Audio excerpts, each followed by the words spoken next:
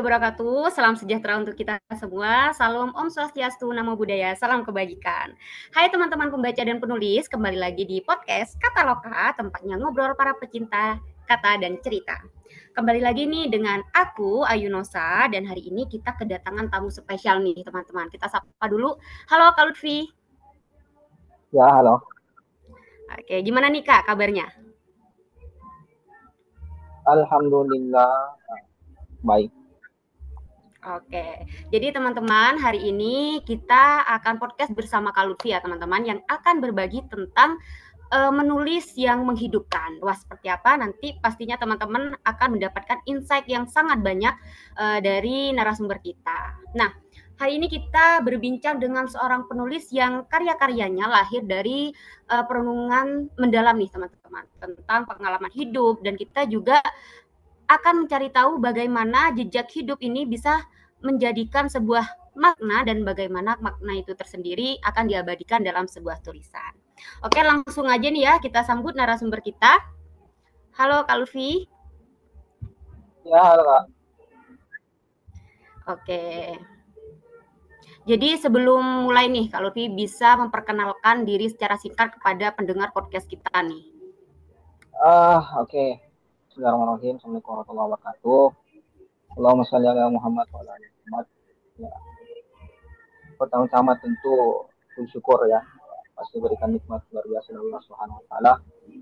Wa in ta'udhu ni'matallahi la tuhsuha. Jika kita ingin menghitung betapa banyak nikmat yang diberikan Allah Subhanahu wa taala kepada kita, maka kita tidak akan dapat bisa menghitungnya. Setelah kita kirimkan kepada dunia besar kita Muhammad SAW. Ya, saya pribadi, ya, kalau berbicara latar belakang mungkin, saya lahir di Mamuju, Sulawesi Barat, dan merupakan lulusan Akidah dan Filsafat Islam di UIN di Makassar. Sejak dulu awal masuk jurusan Akidah dan Filsafat Islam, saya tertarik dengan pertanyaan-pertanyaan besar tentang makna hidup, relasi manusia dengan Tuhan, bagaimana filsafat bisa membumi dalam realitas anak muda hari ini, yaitu terutama tentunya Gen Z. Nah, seperti itu. Oke, kalau tentang literasi menulis ya Kak Lutfi, Nosa pengen tahu nih dan teman-teman pendengar podcast Kataloka juga pastinya ingin tahu nih, momen pertama kali yang membuat Kak Lutfi ini ingin menulis gitu, sehingga bisa menerbitkan buku nih? Oke, kalau kita berbicara momen, awalnya saya menulis karena keresahan tentu. Di filsafat itu kita berbicara keresahan itu sangat kental. Karena kita banyak bertanya dan banyak membaca. Saat itu saya sedang bertanya-tanya, mengapa hidup ini seperti atau terasa absurd begitu? Jalan saja. Kenapa manusia bisa merasa hampa walau punya segalanya misalnya?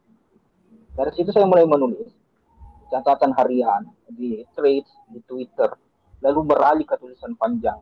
Titik baliknya adalah ketika saya menyadari bahwa tulisan saya ternyata menyentuh orang lain. Kenapa saya bilang menyentuh? Karena ketika saya upload di story Instagram, misalnya ada yang like, itu tidak 2-3 orang atau 5 orang, tidak. Itu lebih. Artinya ada reaksi yang luar biasa. Itu menyadarkan saya bahwa menulis bukan sekedar ekspresi diri, tapi juga medium penyembuhan daripada batin sesuatu. Oke, nah berbicara tentang keinginan untuk menyampaikan sesuatu lewat tulisan nih. Nosa pengen tahu perjalanan Kak Lutfi hingga bisa menerbitkan buku pertama ini. Itu gimana tuh Kak? Saya memulai menulis itu yang agak panjang itu dari blog pribadi dan media sosial. Lalu saya kumpulkan berbagai analogi dan refleksi dalam satu naskah tuh. Maka jadilah buku analogi Gen Z. Nah, selanjutnya ada buku Existentialism di antara aku, Tuhan dan Dunia. Butuh waktu tentunya untuk menyusun, menata emosi, dan meyakinkan diri bahwa karya ini layak diterbitkan dengan semangat dan beberapa dukungan teman-teman misalnya. Akhirnya buku itu lahir dan disambut hangat oleh beberapa pembaca. Oke, nah berhubung dengan karya Kak Lutfi yang pertama ya, analogi Gen Z dan eksistensialisme di antara aku, Tuhan dan dunia, seperti itu kan ya. Nah, itu apa ya Kak ya? Awal mula Kak Lutfi ini melihat sebuah tulisan ini sebagai proses yang bukan hanya rasional tapi juga spiritual. Itu gimana tuh Kak? Bisa mendapatkan Saya inspirasi menyadari, seperti itu. oke, saya menyadari bahwa menulis bukan sekedar kerja akal, kan? Menulis ini bukan sekedar kerja akal, tapi juga kerja hati. Saat menulis, kita merasa seperti sedang berdialog dengan Tuhan dalam ruang yang sunyi. Nah, yang menjadi tempat kita mengadukan misalnya luka, mengadukan syukur kita, dan bertanya-tanya. Nah, sehingga sering waktu menulis jadi bentuk mujahadah tuh. Jadi perlawanan batin terhadap kekosongan yang ada dalam hati. Nah, seperti itu. Nah, dari apa yang ditulis dari Kak Lutfi nih kan ya, dari buku tadi, analogi Gen Z, di antara aku, Tuhan dan dunia ini, ada nggak pengalaman diri sendiri gitu, saat menulis naskah ini, apa ada kesan yang merasa menulis itu menyembuhkan gitu? Uh, Berbicara apakah ada rasa menyembuhkan ketika kita menulis. Salah satu tulisan yang paling menyembuhkan saya adalah saat membahas tentang kehilangan dan keterputusan. Kenapa seperti itu? Waktu itu saya sedang dalam kondisi penuh ketidakpastian. Kenapa saya mengatakan seperti itu? Rasa-rasa teman-teman yang terjun di dunia filsafat, saking banyak membaca, saking sering bertanya-tanya, ada rasa ketidakpastian dan tulisan menjadi dua panjang. Ini adalah tempat bagaimana pemikiran yang kita pendam itu kita keluarkan.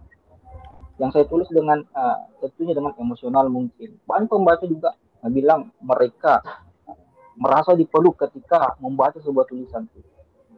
Saya merasa itu bukan tulisan saya, tapi curahan daripada karunia yang diberikan Allah Subhanahu.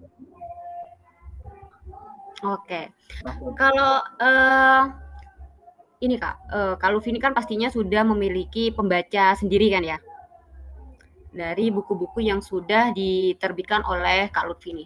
Nah, ada nggak Kak pembaca yang menyampaikan karya Kak Lutfi itu menyampaikan sesuatu hal yang ada di dalam naskahnya seperti itu. Jadi kayak ada momen yang membuat pembaca ini merasakan perubahan setelah membaca naskah Kak Lutfi gitu. Oke, saya bilang apa yang menjadi dampak. Saya menulis ini Kak, bukan hanya menerbitkan buku. Saya menulis di artikel-artikel media lokal dan nasional. Ada di Tribun Timur, ada juga beberapa media-media lokal yang saya fokus membicarakan. Saya suka menulis persoalan geopolitik yang terjadi secara nasional dan global, dan juga lokal yang ada di Sulawesi Selatan tentu. Kalau kita berbicara dampaknya terkait dengan tulisan-tulisan ini, ada memang ada beberapa orang katanya setelah membaca bagian tentang takdir di dalam buku eksistensialisme antara aku, Tuhan dan dunia, tentang takdir dan penemuan, dia akhirnya bisa berdamai dengan situasi-situasi yang gelap seperti apa ya meninggalnya ayahnya. Pada saat itu tentu itu kesan yang baik. Rasanya seakan-akan tulisan itu menyalurkan energi yang bukan dari saya pribadi. Serasa seperti itu. Oke, cukup menarik ya Kak Lutfi. Soalnya dari judulnya aja nih ya teman-teman para pembaca yang belum tahu karyanya Kak Lutfi, salah satunya itu adalah analogi Gen Z dan eksistensialisme di antara aku, Tuhan, dan dunia seperti itu. Nah, jadi apa ya? Yang ingin Nosa gali lagi itu adalah bagaimana perjalanan dari Kak Lutfi sendiri untuk menemukan keseimbangan nih Kak, keseimbangan antara akal dan nurani dalam menulis naskah ini. Ini tidak terlepas daripada bagaimana secara personal belajar dari filsafat bahwa akal penting untuk menyusun daripada argumentasi. Tapi tulisan yang jujur butuh nurani itu, butuh nurani. Saya selalu menulis dari dua sisi, satu dari sisi logis, satu dari sisi spiritual. Saya meyakini bahwa tulisan yang menghidupkan adalah tulisan yang tidak hanya masuk ke pikiran saja, tapi juga mengetuk hati itu. Jadi sempat waktu aktif di perkuliahan di organisasi, saya sempat menjadi ketua lembaga dakwah fakultas di UIN Makassar. Pada saat itu kita sering membuat event, salah satu event besarnya dialog nasional yang mengundang wakil ketua DPD RI sekarang, Ustaz Tamsilingkung. Kita membahas, selalu saya membawa tema dari beberapa event, saya membawa tema untuk bagaimana mengkolaborasikan persoalan intelektualitas dan persoalan spiritualitas ini. Kenapa demikian? Kalau kita berbicara persoalan intelektualitas, artinya kita berbicara tentang hidup di dunia. Ketika kita berbicara persoalan spiritualitas, artinya kita berbicara tentang kehidupan setelah mati itu. Nah, yang kalau bahasa filsafatnya eskatologi kalau seperti itu. Jadi harus ada keseimbangan antara persoalan intelektualitas dan persoalan spiritualitas. Ketika kita mendalami dua persoalan itu, nah menurut saya itu adalah langkah yang baik dan langkah yang tepat. Saya rasa seperti itu. Oke, menanggapi itu ya Kak, nah saya ingin tanya juga mengenai apakah menulis itu menjadi bentuk refleksi atau spiritualitas praktis Kak, kalau menurut Kak Lutfi? Bagi saya iya. Kenapa? Karena menulis adalah ini sebuah manifestasi zikir yang dituliskan misalnya. Zikir yang dituliskan. Saat saya menulis, saya merasa sedang bertafakur, gitu, bermeditasi seperti itu. Apalagi ketika menulis tentang buku eksistensialisme antara Tuhan, saya merasa sedang mendekat bukan lewat ritual formal, secara spiritual, tapi lewat perenungan dalam tulisan seperti itu. Oke, menarik ya Kak. Soalnya kan di zaman sekarang, jadi untuk kita itu mempresentasikan sebuah literasi menulis yang berkesinambungan antara akal dan nurani itu memang apa ya bentuk sebuah dari kepekaan yang harus kita punyai kan ya seperti itu. Nah, berbicara tentang kepekaan nih Kak, bagaimana caranya Kak Lutfi pribadi untuk menjaga kepekaan dan empati dalam proses berkarya? Saya pribadi berusaha untuk selalu jujur pada apa yang saya rasakan dan lihat. Empati datang saat kita menulis dari Menara Gading, artinya dari jalan, dari luka orang lain, misalnya. Dari suara yang terpinggirkan misalnya. Saya banyak mendengarkan cerita orang-orang sehingga dapat memetik makna untuk bagaimana kita bisa tuliskan seperti itu. Oke. Ada nggak Kak yang ingin disampaikan ke teman-teman penulis nih sebelum kita lanjut secara intens mengenai karya Kak Lutfi nih ya. Apa sih sebenarnya yang ingin disampaikan Kak Lutfi mengenai judul buku yang analogi Gensi nih kepada pembaca? Ya, kalau kita berbicara bukan analogi Gensi, kita berbicara bagaimana kita menyadari dalil-dalil yang dipaparkan dalam buku itu adalah manifestasi untuk menyadarkan diri kita bahwasanya pentingnya arah hidup yang dikembangkan melalui agama. Maka ini adalah persoalan yang harus sama-sama kita sadari bahwasanya agama dan juga ilmu intelektual adalah persoalan yang menjadi pegangan kita untuk hidup di dunia. Serasa seperti itu. Oke. Berbicara tadi sempat di-spill sedikit lah sama Kak Lutfi ya, menulis itu adalah sebuah bentuk kejujuran kepada diri sendiri yang akan kita sampaikan kepada para pembaca atau pendengar kita, seperti itu kan ya. Nah, tantangan menulis sendiri nih, tantangan dari Kak Lutfi untuk menulis sebuah kejujuran yang ada di dalam diri kita sendiri itu gimana Kak, kalau menurut Kak Lutfi? Kalau menulis itu tantangannya adalah kemalasan sih. Kemalasan. Ketika kita menulis, titik jenuh itu pasti ada. Titik jenuh itu ada, ketakutan itu ada. Takut dianggap lemah, takut tidak sempurna, takut terlalu terbuka tulisannya. Tapi saat kita menulis dari hati, saya pelan-pelan belajar bahwa kejujuran jauh lebih berharga daripada sekedar citra atau pengakuan bahwasanya kita ini menulis seperti itu. Terasa seperti itu. Nah, ketika kita itu sudah memutuskan untuk menulis ya Kak Lutfi. Jadi di situ kita harus memiliki role model sebenarnya. Kalau Kak Lutfi sendiri nih ada nggak yang menjadi inspirasi Kak Lutfi sendiri, entah itu penulis, entah itu karyanya, sehingga Kak Lutfi memberanikan diri untuk menerbitkan buku pertama Kak Lutfi? Oke, kalau kita berbicara role model tentu ada. Yang tidak terlepas adalah junjungan Nabi kita Muhammad SAW yang pertama. Yang kedua, saya tertarik dengan pemikiran studi agama daripada Dr. Zakir Naik, itu yang kedua. Dan yang ketiga, secara intelektual saya tertarik dengan pemikiran kontemporer daripada Rocky Gerung. Nah, itu saya. Oke, kalau dilihat dari role modelnya memang tidak bisa dipungkiri ya, bisa menerbitkan karya yang seinspirasi analogi Gen Z tersebut. Nah, cara menjaga Kak Lutfi ini untuk menjaga daya intelektual dan spiritualitas agar tetap menyala, agar tetap berkobar dalam proses kreatif itu gimana tuh Kak? Kan terkadang kita itu tiba-tiba itu kehilangan gimana cara berpikir untuk menyeimbangkan antara intelektualitas dan spiritual gitu kan? Ya betul. Tentu ada habit yang mesti kita bangun. Ada kebiasaan-kebiasaan yang mesti kita bangun. Kalau saya pribadi sering atau biasa bangun jam 1 malam. Saya sering bangun jam 1 malam.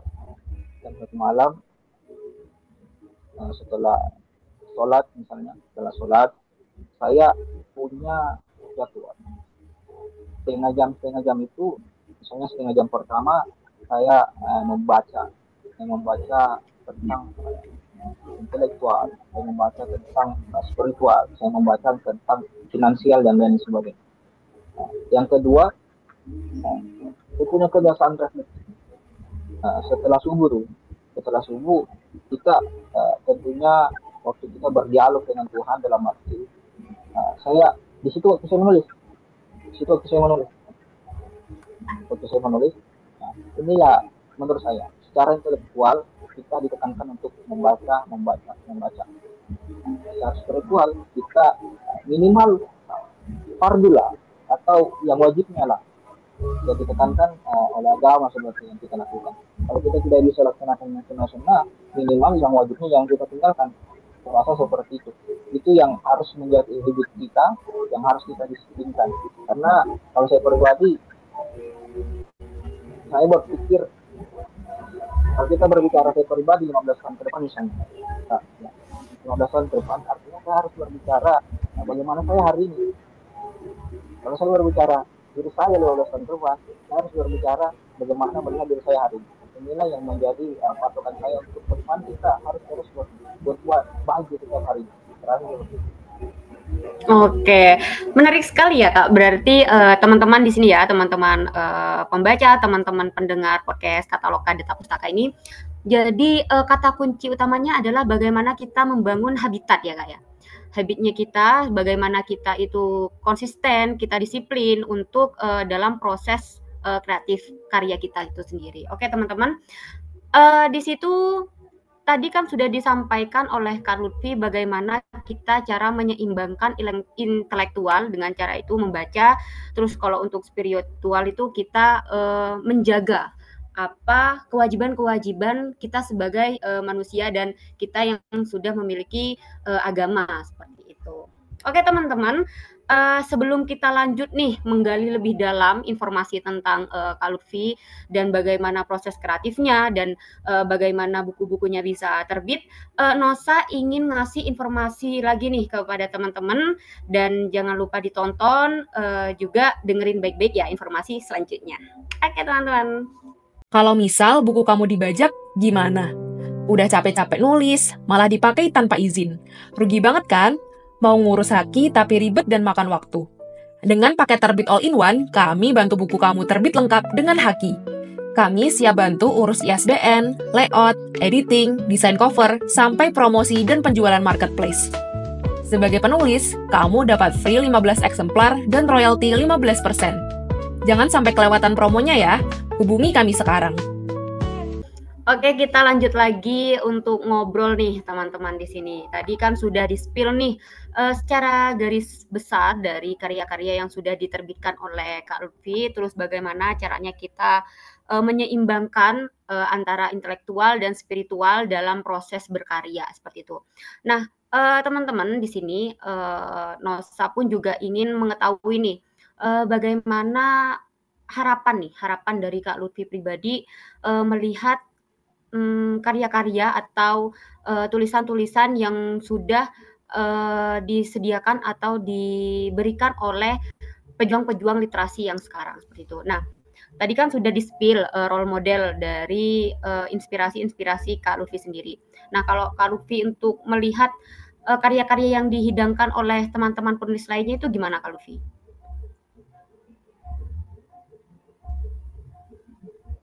Yang secara besar baik dari media atau buku langsung adalah karya-karya yang tidak bisa kita pungkiri itu berasal daripada usaha yang tentunya mempunyai niat baik. Dan menjadi harapan kita untuk terhadap dampak daripada tulisan itu adalah bagaimana setidaknya menjadikan kita sebagai orang yang habit untuk membaca, yang punya kebiasaan membaca, dan juga menjadikan kita punya reaksi atau mengubah kehidupan daripada kehidupan kita sehari-hari. Terasa seperti itu. Nah, itu kan untuk penulis-penulis yang sudah mungkin karyanya dibaca oleh Kak Lutfi dan bagaimana sudut pandang Kak Lutfi sendiri menanggapi penulis-penulis yang sudah memberikan makna tersendirilah di dalam dunia literasi ini. Nah, kalau saran nih Kak Lutfi, saran dari Kak Lutfi untuk teman-teman penulis pemula atau calon-calon penulis nih, ada nggak? Kalau saya pribadi, sarannya adalah mulailah menulis. Jangan tunggu sempurna. Gunakan media sosial kita sebagai laboratorium untuk keluarkan semua tulisan. Terbitkan saja, meski kecil. Buku besar itu selalu lahir dari langkah pertama yang sederhana. Jangan takut ditolak. Takutlah jika kita tidak pernah mencoba melakukannya. Seperti itu. Oke, tadi kan Nosa sempat menanyakan nih momen di mana para pembaca Kak Lutfi itu apakah pernah mengalami perubahan setelah membaca buku dari Kak Lutfi sendiri. Nah, selain itu Nosa pengen tahu nih, apakah ada respon yang membuat Kak Lutfi itu membekas sekali, respon dari pembaca buku-buku Kak Lutfi ini? Oke, kalau kita berbicara respon, tentu ada respon. Salah satu yang saya ingat adalah bagaimana ketika ada orang yang sudah membaca buku Existentialism di antara aku, Tuhan, dan dunia, responnya adalah lebih mempertanyakan tentang ketuhanan. Nah, akhirnya sebuah perdebatan, dan mesti sebagai penulis kita harus luruskan dan bertanggung jawab dengan apa yang kita tuliskan, sehingga itu fungsi daripada tanggung jawab kita sebagai penulis. Apapun dari manapun referensi yang kita dapat, tetap jika ada pertanyaan dari responden yang membaca buku kita, yang bertanggung jawab untuk menyelesaikan responden itu adalah diri kita yang penulis. Jadi kita berbicara, jadi kita sempat berdebat terkait dengan Tuhan itu apakah masuk akal atau tidak. Ya tahu sendiri ujungnya adalah penyelesaian masalah yang tentunya bisa kita tanggung jawabkan sebagai penulis. Terasa seperti itu. Dan beliau terima. Oke, berarti memang tantangannya seperti itu ya Kak ya? Ya, jadi kita harus siap mempertanggungjawabkan apa yang sudah kita tulis seperti itu. Menarik sih Kak. kalau seumpamanya ada nih Kak, pembaca yang menanyakan, kok bisa menulis sebuah sesuatu yang ini itu sebenarnya memang menghadirkan banyak perdebatan kan ya. Jadi yang yang membuat orang atau membuat pembaca itu penasaran adalah referensi sih Kak. Nah, selain dari apa yang menjadi pengalaman dari Kak Lutfi itu sendiri, apakah ada referensi-referensi tertentu sehingga bisa melahirkan karya seperti analogi Genzi ini Kak? Menurut saya referensi artinya kita seperti yang di awal tadi, kita mesti punya role model. Kita mesti punya role model, apa patokan kita, apa target kita, sehingga apa yang kita inginkan itu berjalan, apa yang kita inginkan berjalan. Dan itu yang menjadi tantangan kita adalah sebuah kemalasan sih, kemalasan itu yang saya katakan. Dan lawannya kemalasan adalah tidak ada selain kemalasan itu kita lawan. Itu menurut saya. Jadi rasa jenuh daripada bagaimana kita ingin berkembang itu tentu ada.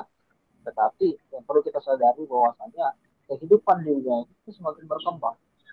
Maka sempat kemarin saya sedikit bahas saya menulis tentang bagaimana pengaruh digital teknologi ini, perkembangan zaman ini. Saat khotib ya, saya khutbah, saya menekankan kepada orang-orang bahwasanya perkembangan zaman ini harus kita sadari, jangan sampai membuat kita uh, melenceng daripada ketuhanan itu sendiri. Kenapa? Karena di era sekarang ada AI, ada Google dan lain-lain sebagainya. Ini adalah alat-alat yang apa saja kita tanyakan itu dijawab. Apa saja yang Iya, kita betul. tanyakan itu dijawab. Ah, yang menarik adalah ketika kita mengandalkan perkembangan seperti zaman seperti itu, takutnya diwanti-wanti kesadaran spiritual itu runtuh. Kesadaran spiritual itu runtuh sehingga menjadikan teknologi digital itu, AI, Google dan lain sebagainya sebagai Tuhan.